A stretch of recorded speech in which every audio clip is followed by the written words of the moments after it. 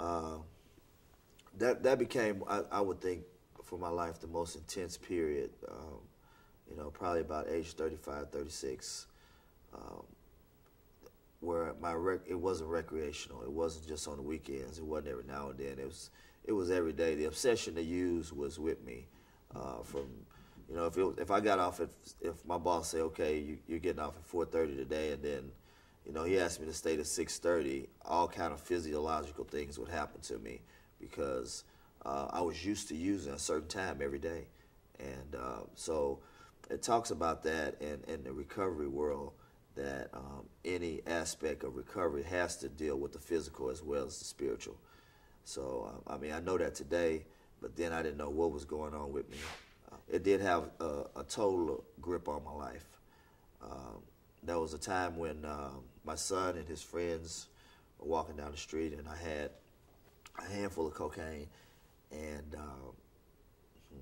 wow. And his this kind of makes me, because he walked by me. He had never did that before. He walked by me, and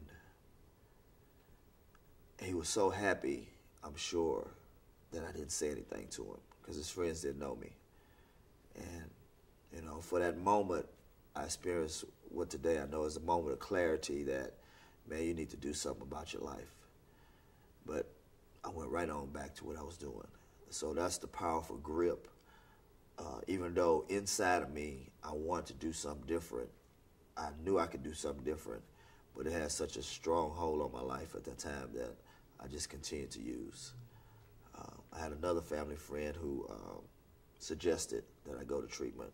Of course, a lot of people were. My dad had showed me tough love by cutting me off, and from finances. My landlord threatened to put me out, which eventually happened. When you come home from work and your landlord tell you that, hey, I'm going to put you out, but he's told me that many times, and I've caught up with the rent, and all of a sudden you go to put your key in the lock, and the lock's shiny, something don't add up. And, oh, man, and I kind of believed him, so I left the back window up. And so I was able to get in that evening and not try to prepare to move, just prepare to get high again.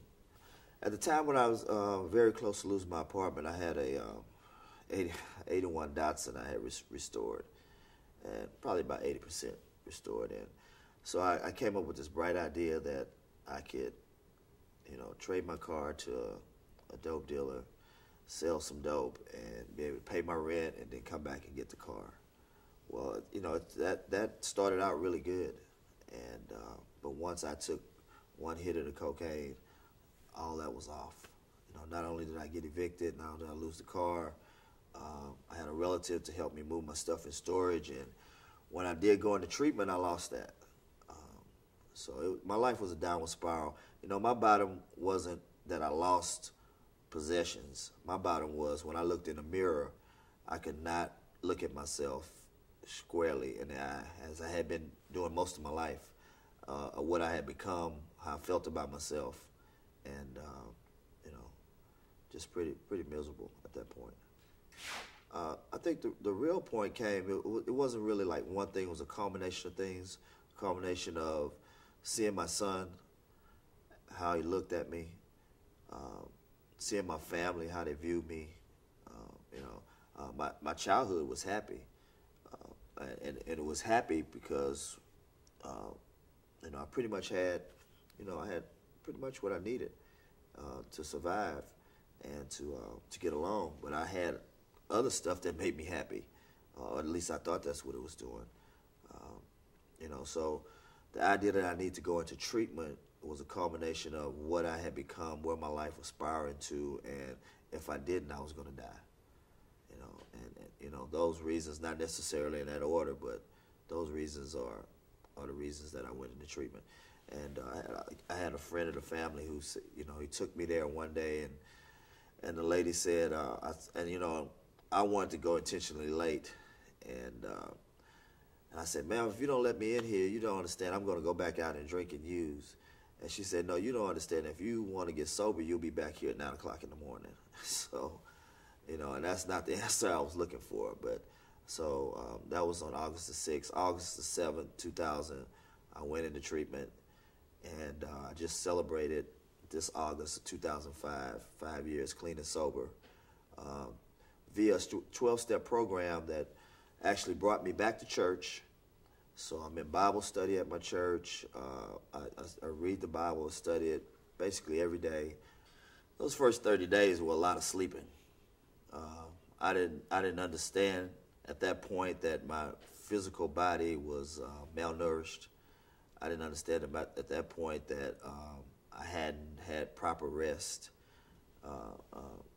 to the point where I slept every day, probably the first 10 days of treatment for 8, 10, maybe 12 hours, just to get up and eat and maybe go to a meeting that you had to be at. So, but halfway into that, I guess, when they suggested that, okay, you're going to do 30 days in this program, we suggest that you find a halfway house or to do another 90 days, because 30 days is not going to be enough. And so I took that suggestion. I took that suggestion because I didn't want to go back to where I came from. I was really, really willing. When I cried out to God sincerely this time, not that false cry out when you've had too much to drink and you wanted the pain to stop, and then when the pain stops, you're right back drinking. This was a sincere cry for help, and he sent help in all forms. And that's how powerful it is when you really are sincere.